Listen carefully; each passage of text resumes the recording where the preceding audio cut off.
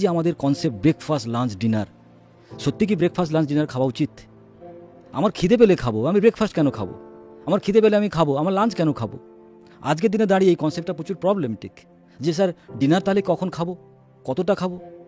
যদি তুমি দুপুরবেলা এমন খেয়েছো তোমার রাত্রেবেলা খিদেই পায়নি, তাহলে খাবে না। তুমি রাত্রিবেলা এমন খেয়েছো তোমার সকালবেলা খিদে পায়নি, তুমি খাবে না।